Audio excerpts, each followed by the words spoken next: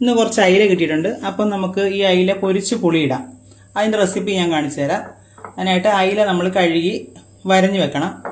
പിന്നെ വേണ്ടത് വെളുത്തുള്ളി, ഇഞ്ചി, ചെറിയ ഉള്ളി, സവോള, തക്കാളി, 3 പച്ചമുളക് കീറിയത്, 4 സ്പൂൺ മുളക് പൊടി, 2 spoon fish masala powder, 2 spoon മല്ലിപ്പൊടി, പിന്നെ കുറച്ച് ഉലുവ, 1 ടീസ്പൂൺ നല്ല ജീരകത്തിൻ്റെ പൗഡർ, കുറച്ച് കടുക്, പിന്നെ കറിവേപ്പില.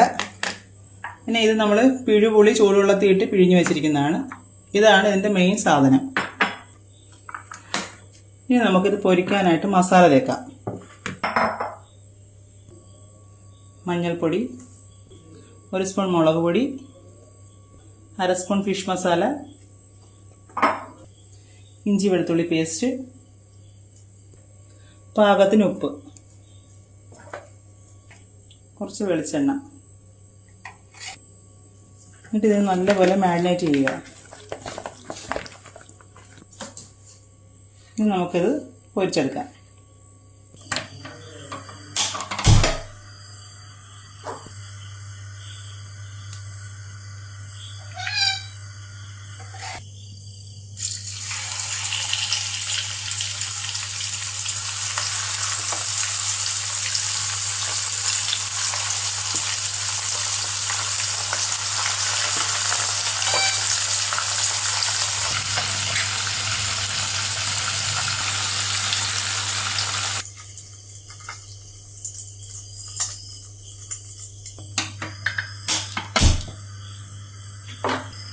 നമ്മൾ മീൻ പൊരിച്ച ആ എണ്ണ തന്നെ അതിനകത്ത് യൂസ് ചെയ്യുന്നത്, വേറെ എണ്ണയുടെ ആവശ്യമില്ല.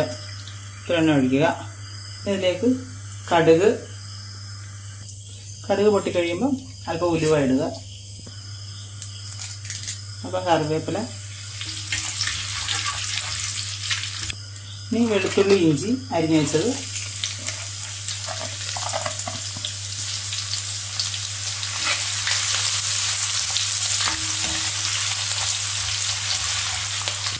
ഇനി സവോള അരിഞ്ഞത്,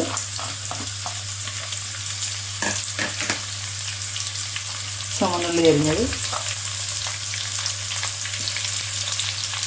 നല്ലപോലെ വഴറ്റിയെടുക്കണം. ഇത്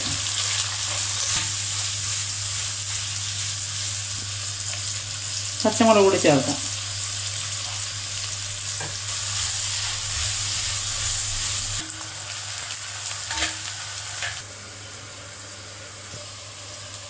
മല്ലിപ്പൊടി, മുളക് പൊടി, ഫിഷ് മസാല പൗഡർ, അല്പം നല്ല ജീരകത്തിൻ്റെ പൗഡർ. ഈ പൊടികളെല്ലാം കൂട്ട് നല്ലപോലെ വഴറ്റിയെടുക്കാം. ഇതിലേക്ക് അല്പം വെള്ളം ഒഴിച്ചു കൊടുക്കാം.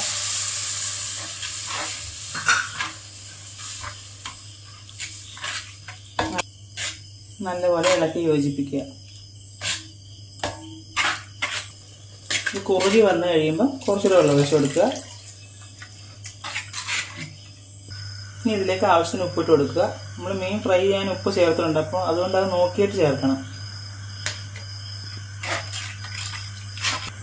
തിളച്ച് വരുമ്പോൾ ഇതിലേക്ക് നമ്മൾ അരിഞ്ഞു വെച്ച് തക്കാളി ഇട്ട് കൊടുക്കണം.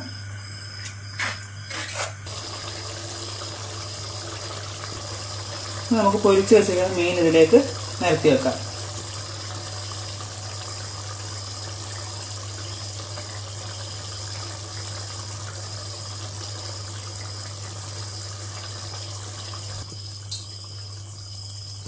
ഇനി നമുക്കിതിലേക്ക് നമ്മൾ പിഴിഞ്ഞ് വെച്ച പുളി ഒഴിച്ചു കൊടുക്കാം.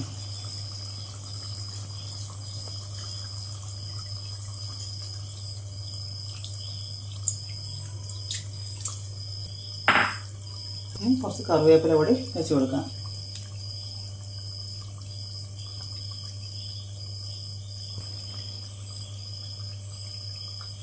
ഇനി ഇത് സ്ലോ ഫ്ലെയിമിൽ കിടന്ന് 5 മിനിറ്റ് വേവണം.